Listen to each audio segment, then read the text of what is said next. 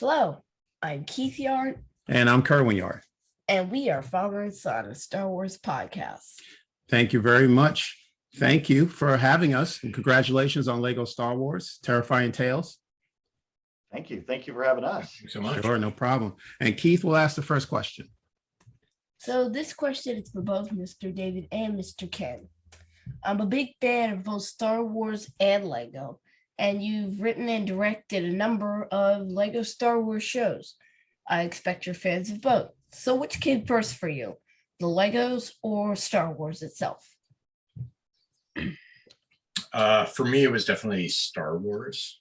Then I think I got a Lego set maybe 2 years later. I was 10 when Star Wars first came out, so I'm like one of the original fans. Yeah. So one of the things, Keith, I always tell people is that I'm a really bad ping pong player. And you may go, what does that have to do with my question?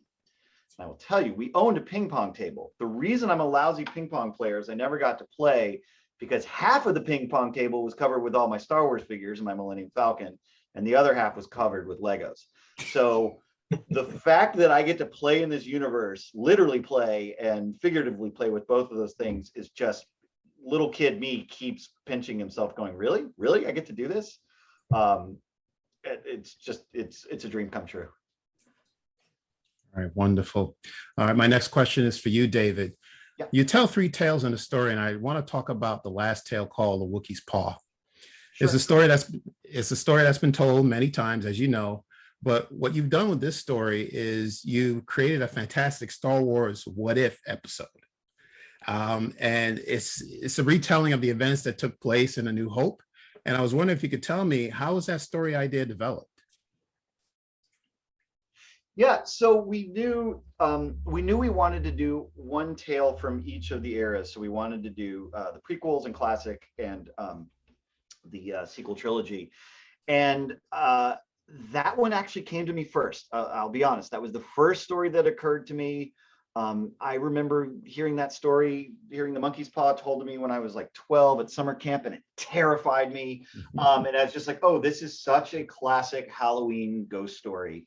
So it started from there. And it's funny, you said it even prior to the Marvel What If series, you start with that question, what if? So what if Luke got the what we call the Wookiee's Paw? What would he do? And it's just so fun to turn it on its head and do essentially what becomes a Twilight Zone story of what if Luke had gone bad. And it even sort of wrote itself backwards. I just thought it would be funny that he goes to the Empire and he still ends up being the one to blow up the Death Star. Like, he cannot run away from destiny. You cannot run away from fate.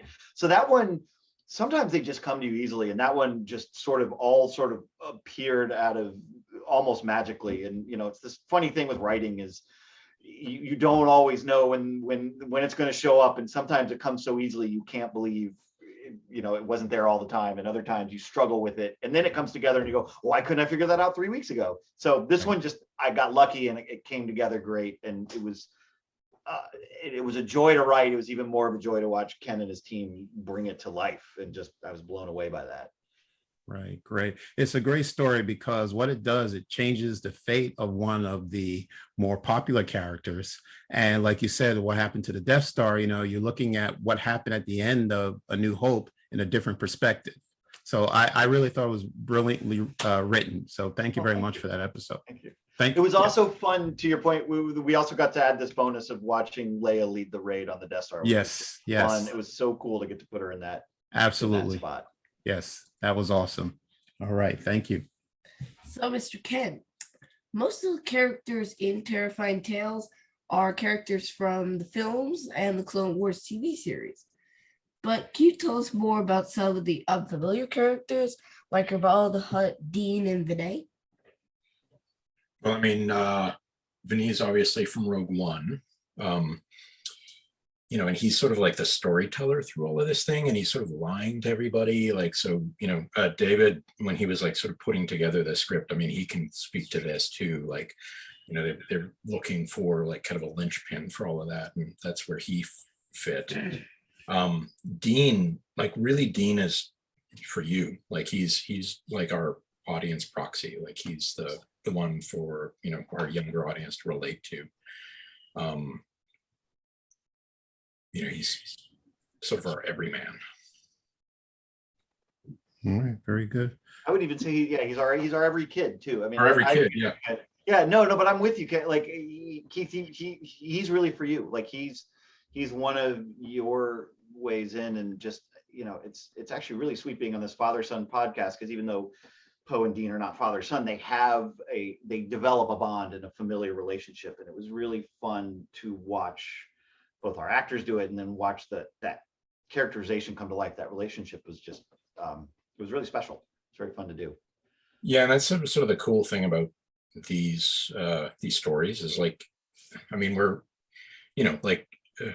there's the kind of the broader thing, like our audience is kids, but we're all Star Wars fans, so we're making stuff for people like us as well. So like there's all the levels to it that you want to put in for different age groups, and yeah, that's kind of the joy of working on all of these things.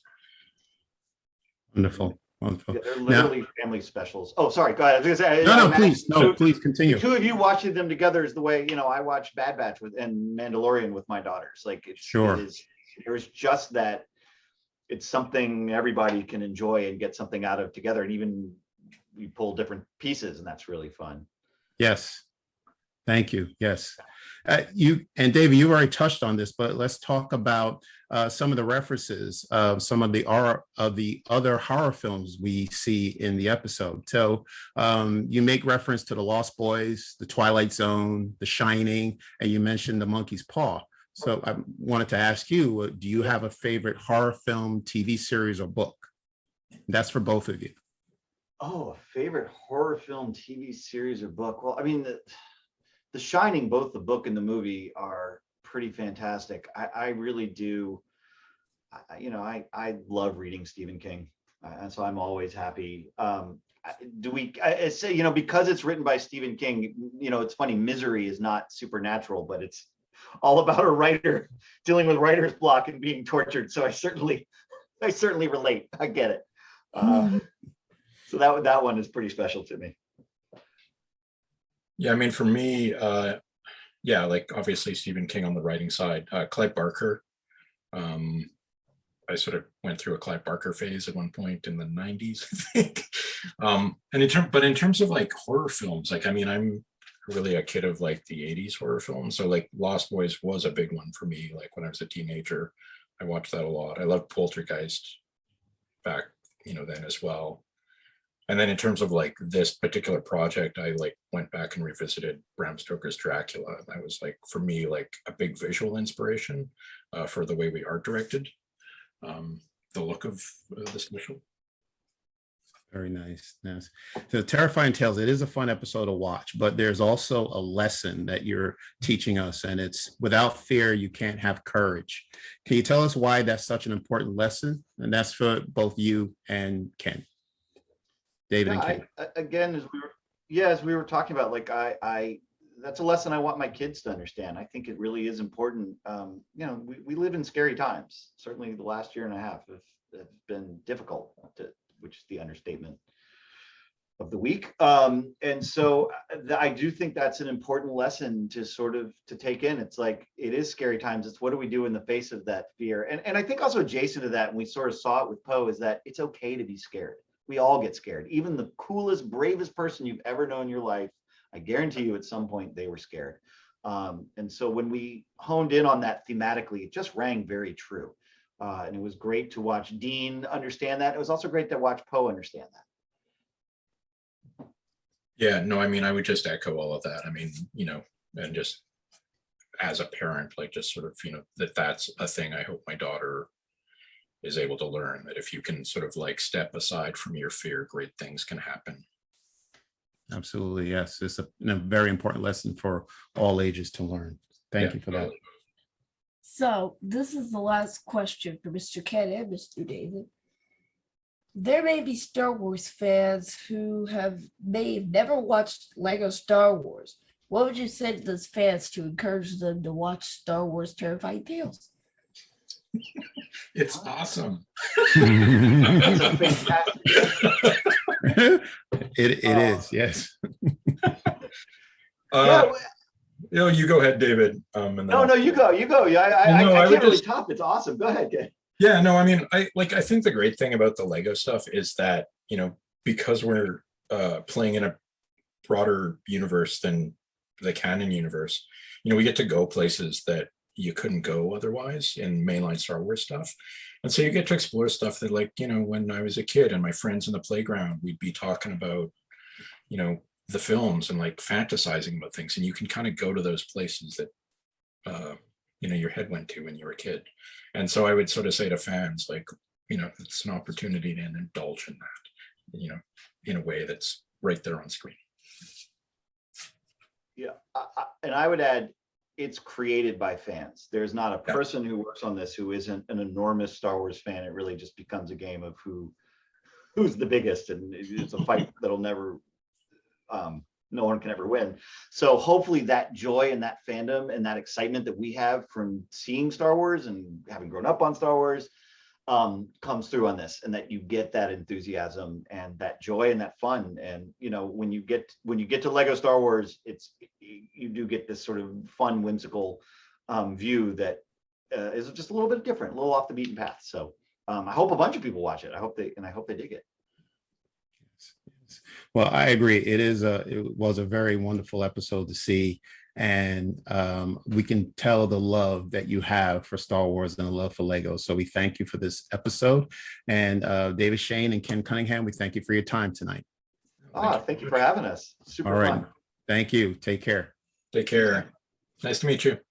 Really Same nice here. to meet you guys. Take care. Bye.